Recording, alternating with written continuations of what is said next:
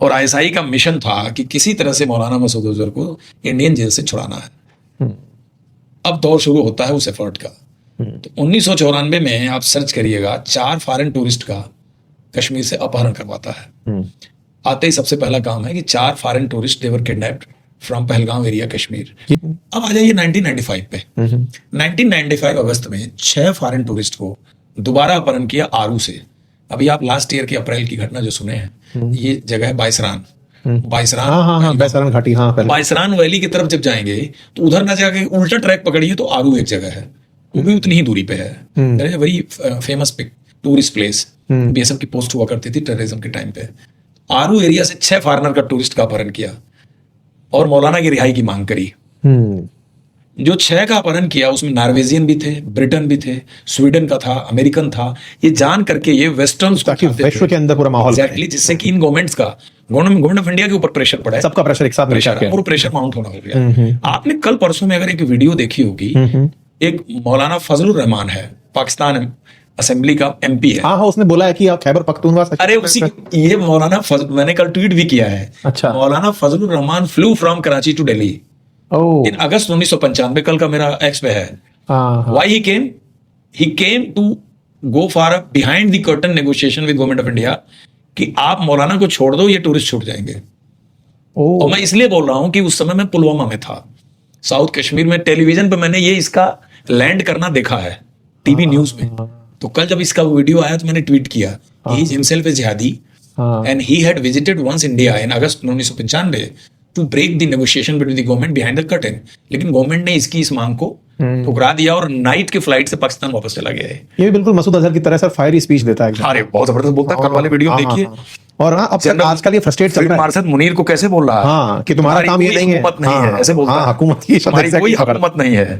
और ये बात देखिए 95 यह 31 कहीं ना कहीं सर ये लोग भी फ्रस्ट्रेट हो रहे हैं आजकल। मतलब इनके अंदर फ्रस्ट्रेशन है। वेस्टर्न मीडिया दिखा नहीं रहा है, आपको सही बता रहा हूँ। वेस्टर्न मीडिया दिखा नहीं रहा है क्योंकि वो तो एक जुगलबंदी है। 31 साल पहले यही मौलाना दिल्ली आया था। History repeats. अब जब वापस चले गए तो इधर इन्होंने क्या किया कि एक टूरिस्ट का गला काट दिया। गला काट के और उसको जंगल में छोड़ दिया और उसके पेट के ऊपर चाकू से काट के लिखा अल फरान। मतलब अल फरान यानी जो हरकतुल मुजाहिदीन था उसका फेक नाम। जैसे कि आपको पता है अभी लास्ट ईयर लश्कर तोयबा ने जो अटैक किया है वहां उन्होंने अपना फेक नाम डाला है। तो उन्होंने उसके पेट पे काट के लिखा अल फरान। बॉडी देख के तब ये हुआ कि अच्छा ये टेररिस्ट लेके गए हैं। जब वो पहाड़ी में भाग रहे थे ना, तो बीएसएफ के एडिशनल डीजी थे ईएन राममोहन साहब असम कैडर के। ये और general Zaki, he was adviser to governor J and K. ये दोनों बीएसएफ के हेलीकॉप्टर में एयर रेकी के लिए निकले। खबर तो लग गई, तो डेफिनेटली निकलना था। इनको अनंतनाग के जंगल और पहाड़ियों में एक आदमी हाथ हिलाता हुआ दिखा। हेलीकॉप्टर है जब लो एल्टीट्यूड पे है दिख जाता है, तो दिखा। तो उसमें कैप्टन कहलो जो हेलीकॉप्टर पायलट था, उसने एक ऐसे डेंजरस पहाड़ी के पॉइंट पे हेलीकॉप्टर को लोअर किया, उतारा और इस इंजर्ड टूरिस्ट को उन्होंने हेप्टर के अंदर लिया और उड़ा के ले गए श्रीनगर। उतारे और उससे क्वेश्चनिंग जब शुरू हुई देन ही टोल्ड कि किन परिस्थितियों में आड़ू से हमें टेररिस्ट उठा के ले गए। लेकिन बाकी जो 4 थे वो जिंदा, उनकी बॉडी मिली नहीं। उनकी लेडी वाइफ्स वगैरह ने भी टीवी पे काफी अपील किया था, पर टेररिस्ट ने उनको छोड़ा नहीं। और पूरे एक जो इंजर्ड था वो मिला, बाकी तो मारे गए। इस सेकेंड अटेम्प्ट था गाजी बाबा का मौलाना को छुड़ाने का 95 में। अब 95 हम छोड़ देते हैं, 96 छोड़ देते हैं, 97 छोड़ देते हैं। 97 में मैं एक टेन्योर कंप्लीट करके वापस आ गया इंदौर। मैं अपनी कहानी बता रहा हूं। कश्मीर का टेररिज्म परत परत ऊपर चढ़ता जा रहा है। मौलाना के छुड़ाने की तीसरी कोशिश भी हुई। कोट बलवाल जेल जम्मू में सुरंग खोदी गई, जेल में। अब आप कह सकते हैं कि उस टाइम में वह जेल जो जम्मू में है, पाकिस्तानी टेररिस्ट अंदर लॉज्ड है। How was it possible to dig a tunnel inside the jail which is right in Jammu? कैसे संभव था बताइए? कोई इंटरनल मिला हुआ? एग्जैक्टली। जेल जो था पाकिस्तानी पकड़े गए पाकिस्तानी आतंकवादियों का एक तो आरामगाह हो गया था। जेलर से लेके पूरा सिस्टम कॉम्प्रोमाइज था। अंदर जो लोकल टेररिस्ट बंद थे वो भी एक तरह से पाकिस्तानियों की सरकार चल रही थी आपके जम्मू में। मैं कोई श्रीनगर की बात है। तो जिन्होंने टनल खोदी और उस टनल से मौलाना मसूद अजहर को भगाना था। सर मैं आपको मतलब ये पता नहीं कितनी चीज कोट करने वाली है या नहीं करने वाली है, क्योंकि पुलिस के साथ में हमारा काफी काम रहा है। जब ये मतलब ट्रैक से उतारने के लिए माफी, लेकिन कुछ ऐसे मेरे कुछ साथी जिन्होंने कभी ना कभी जेल में बंद आतंकवादियों को देखा है, जैसे जयपुर के अंदर जयपुर बम ब्लास्ट से जुड़े हुए आतंकवादी थे, तो कुछ का ये ऑफ कैमरा, हाँ कुछ का ऑफ कैमरा ये होता है कि इन लोगों के पीछे इतनी बड़ी इंस्टीट्यूशन इन्वॉल्व होती है। आईसीयू में था मैं, ओह, मेरे पास टाइम्स ऑफ इंडिया का पेपर लेके मेरी बेटी आई, बोली पापा मिस्टर सिन्हा कोई राइटर है, उन्होंने जयपुर ब्लास्ट पे बहुत अच्छा आर्टिकल लिखा और आपका नाम कोट किया है।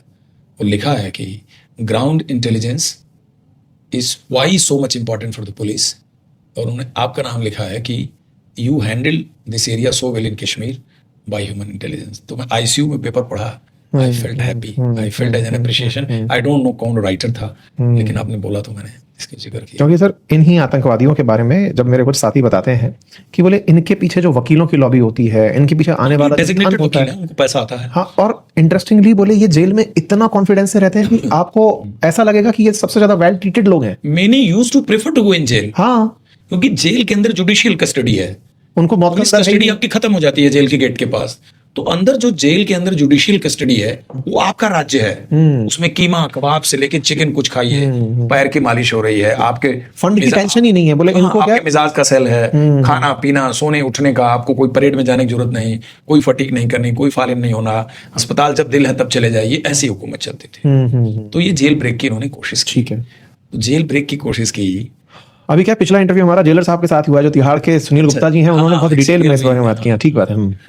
तो उसमें था कि सजाद अफगानी पहले निकलेगा जेल से, मौलाना उसके पीछे पीछे निकलेगा। मोटा है ना, मोटा है, टनल में फंस सकता है। हाँ। तो सजाद अफगानी जब निकलने लगा तब तक जाग हो गई, अलर्ट हो गया, सीआरपी के संतरी ने देख लिया। तो उसने फायर जब किया तो ये जो सजाद अफगानी को गोली लगी वो टनल में ही मर गया। सिर निकला हुआ था but he got a shot, और जेल के अंदर हल्ला मच गया कि भाई ये तो सुरंग खुद गई। तो जब वो मर गया टनल के अंदर तो मौलाना फंस गया अंदर ही।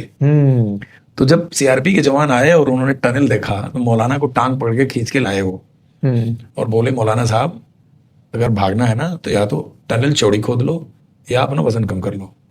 तो मौलाना स्कॉर्नफुली स्माइल्ड, उसने बोला नेक्स्ट टाइम मैं टनल से नहीं जाऊंगा, आप छोड़ के आओगे।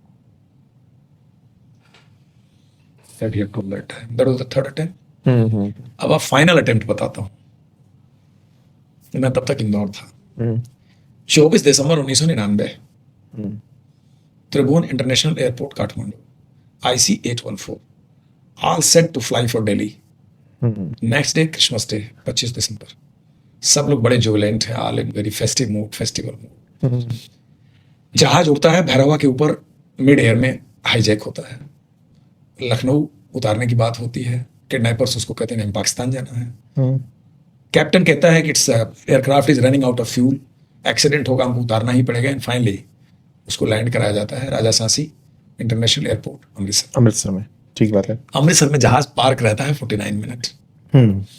रिफ्यूलिंग रिजेक्ट कर देते हैं हाईजैकर्स, क्योंकि वो कहते हैं कि तेल का टैंकर हम एयरक्राफ्ट तक लाने नहीं देंगे, क्योंकि उस टैंकर के जरिए हो सकता है आप रेड करो। जैसा मुझे पता लगा ऐसी प्लानिंग थी भी। तो उन्होंने कहा तब जहाज उड़ाओ। पायलट कहता है नहीं उड़ा सकते, उड़ाएंगे तो क्रैश हो जाएगा। वो बोलते हैं क्रैश होने दो, उड़ाओ। वो इंडियन लैंड को छोड़ना चाह रहे हैं एज फार एज पॉसिबल, क्योंकि इंडियन टेरिटरी के अंदर उनको पता है खतरा है। जहाज पायलट उड़ाता है, लेकिन उड़ाते ही बोल देता है कि कभी भी क्रैश होगा, किधर चलें। हाईजैकर कहते हैं पाकिस्तान आप लाहौर के जानिब ले चलो।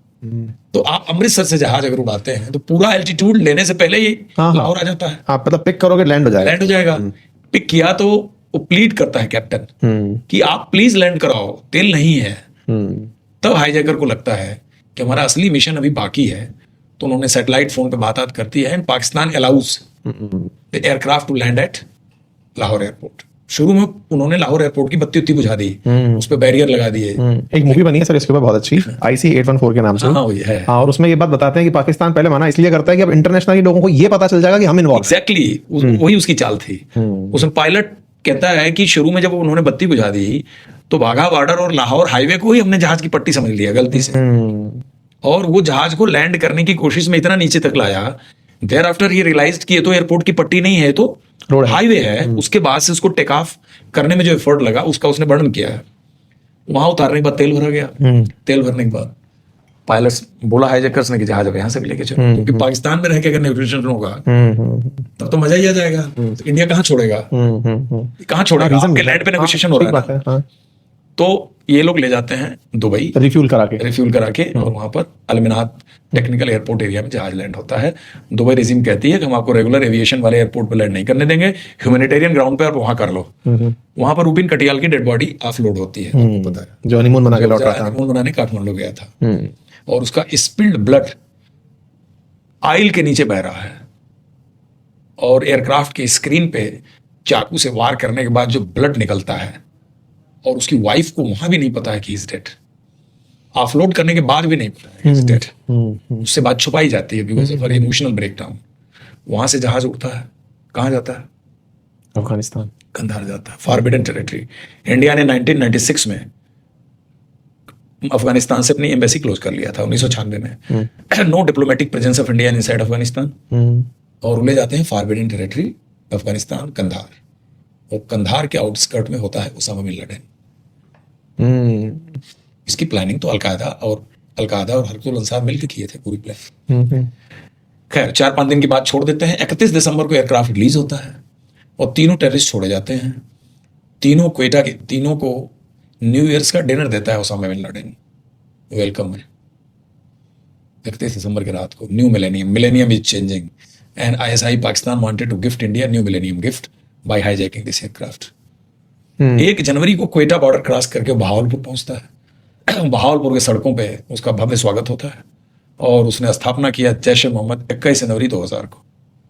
तो 1990 से जो 2000 का जो टाइम लाइन है, चौथे बार सक्सेसफुल होता है, और उसमें हम सैयद मोहम्मद उमर शेख को भी छोड़ते हैं, किलर ऑफ डैनियल पर्ल, पत्रकार, जिसके ऊपर उमरता फिल्म बनी है आपकी हिंदी की, माइटी हार्ट बनी है हॉलीवुड की, जिसमें डैनियल पर्ल का गला काटता है और इसको वीडियोग्राफी करता है लाइव, गला काटने का वीडियो बनाता है, सोनी हैंडीकैम को कागज में पैक करके पाकिस्तान मीडिया के टेबल पे छोड़ के चले जाते हैं।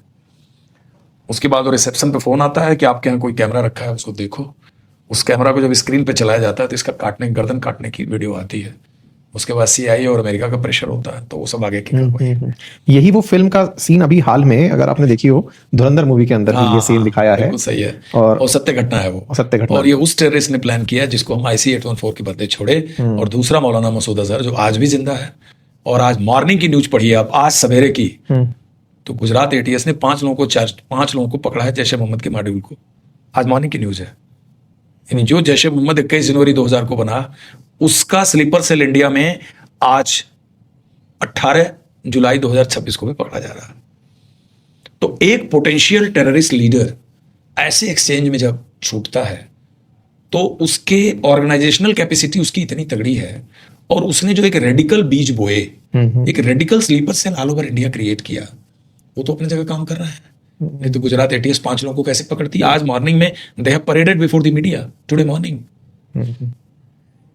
What I want to tell कि हिस्ट्री में, टेरर हिस्ट्री में कोई चीज पुरानी नहीं होती।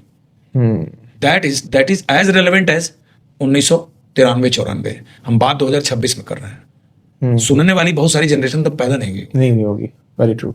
तो ये है जैश के पीछे, जैश ए मोहम्मद ने जो डैमेज किया। आज मॉर्निंग में मैंने ट्वीट किया है उसी अरेस्ट को देख के, कि जितना जैश ने इंडिया को डैमेज किया किसी टेरर ऑर्गेनाइजेशन ने नहीं किया है।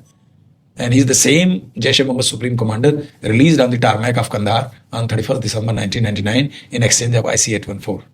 और सर ये भारत के लिए कितना मतलब बेकार काला धब्बा है कि जिसको छोड़ा। इसमें बहुत सफाई आई, लेकिन उसके सरकार के क्या कारण रहे जेन्युइन क्या नहीं, लेकिन इतना तय है कि मुझे नहीं लगता कि आज का भारत ऐसे जहाज को अपने टारमैक पे रेड नहीं करेगा, मिलिट्री उसमें एक्शन नहीं करेगा, और ऐसे उड़ा के आपके 177 पैसेंजर को लेके चला जाएगा कि आप जाकर। आज के भारत में तो शायद ये अपहरण ही ना हो, और हो जाए तो नेगोशिएशन ही ना हो। मतलब ये 2 स्थितियां हैं कि ठीक है भाई, इतना ही कुर्बानी मंजूर है।